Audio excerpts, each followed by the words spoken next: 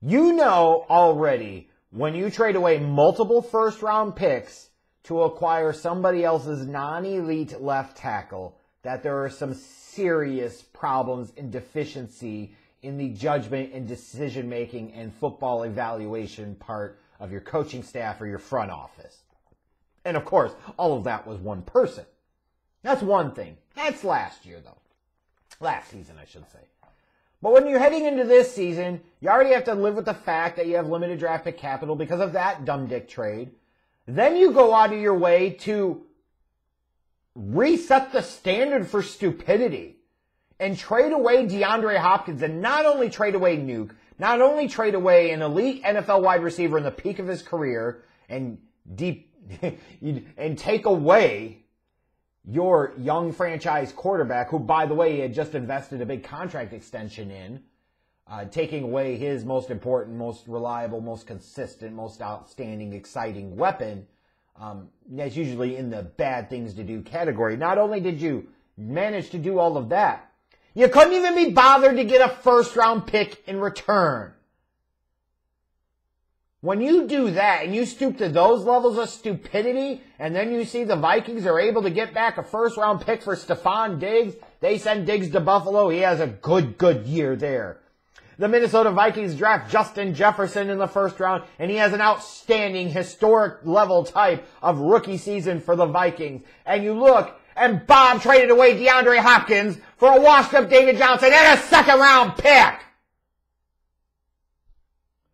And then traded a second-round pick to get Brandon Cooks, if memory serves me correctly.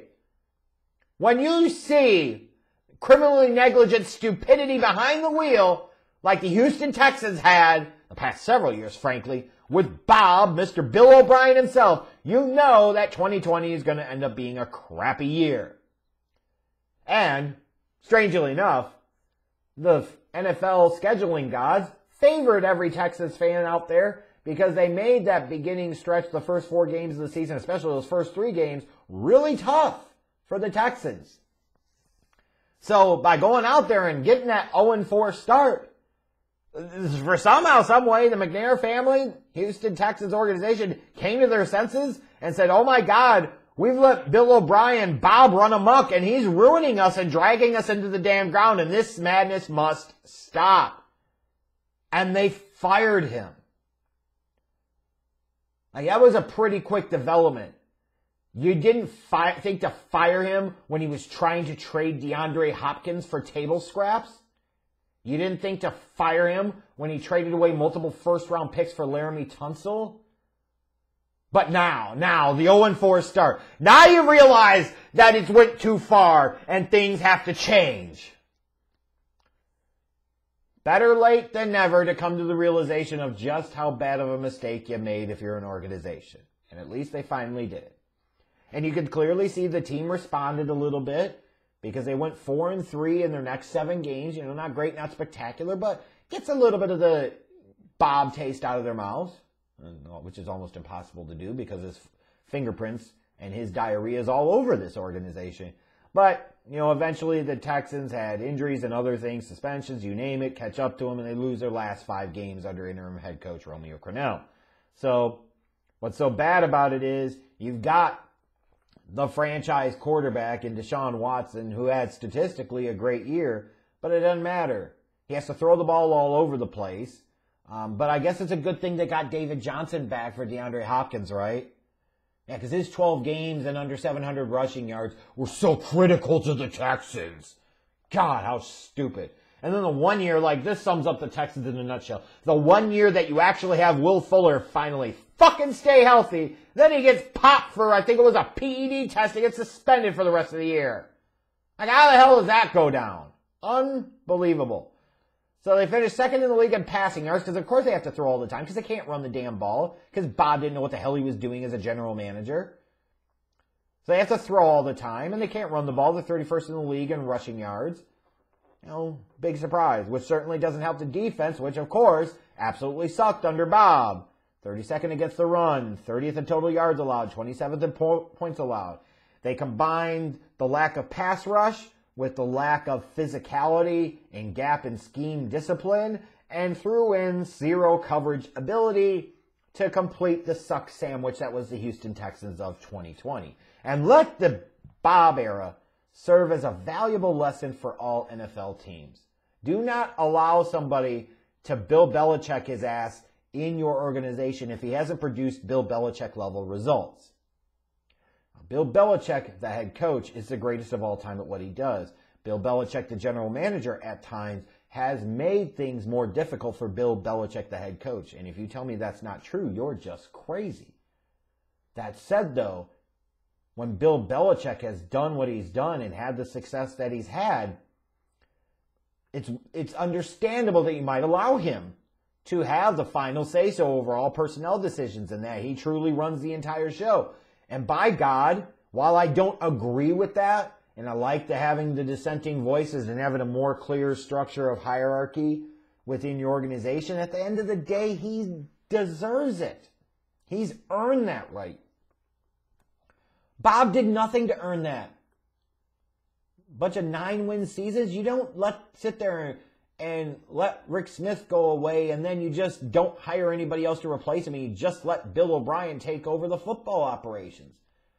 Because when you do shit like this and you give unqualified people the chance to negatively impact your organization in multiple ways and facets, in deep, long-term, meaningful ways, they absolutely will, and you shouldn't be surprised when they do.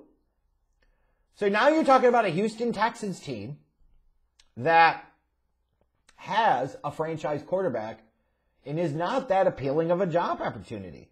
They're projected to be about $20 million over the cap as it stands right now. So what the hell are you going to do with J.J. Watt? You know, you're going to restructure him? You're going to give him some more money in extension? Or are you going to cut him? God, could you imagine if that happened? You have issues on your offense still. You have all types of issues on your defense. You have no cap space, and you also have limited draft pick capital. You don't have a first-round pick. You don't have a second-round pick. It's a good thing, though. You got 2 fourth-round picks and 3 sixth-round picks to follow up that 3rd and the 5th and the 7th, right? Like, if you were somebody like an Eric Bieniemy or any other number of these candidates, like, there is certainly an appeal there to want to work with Deshaun Watson. I understand that. You know, very tempting. Well, why would you want any part of this dumpster fire? Holes all over their damn roster. Defense horrible. Offense can't run the ball. Still can't protect Deshaun Watson to any type of level, and they've invested heavily. Hey, let's take a first-round pick and spend it on Titus Howard. I'm sure that'll work out well.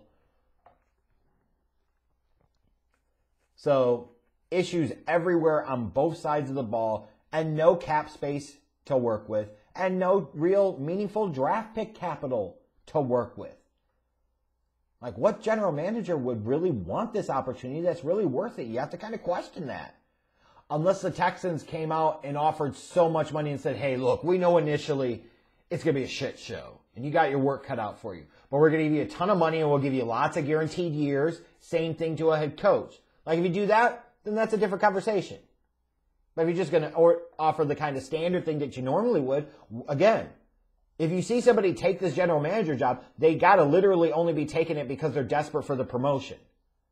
Like, they want the promotion, not the actual job within the organization itself. And that's not the right reason to go for the job and get the job. You want to do it because you're ready for it and it's the right fit and it potentially sets you up for greater success. Same thing with somebody going after this job as a head coach. Like, I think a coach would be insane to want to touch this place right now.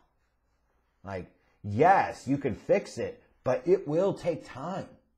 There are holes everywhere. And the aforementioned issues with cap space that doesn't exist and draft pick capital you ain't got. But you got Deshaun Watson. So that's something. But man, oh man. This is what happens when you wait 1 or 2 years too late to make the right call, and that was always to fire Bob. First, you should have never given him that much power in your organization. So you could say Houston Texans ownership was clearly negligent in the sleep at the wheel, and they were. They absolutely were. But once you allowed that weasel to finagle his ass into having all that power, it should have became pretty evident pretty quickly that this 9-7 ass guy wasn't the right dude that you wanted doing any of that, and you should have, once the Laramie Tunsil trade happened, he should have been fired.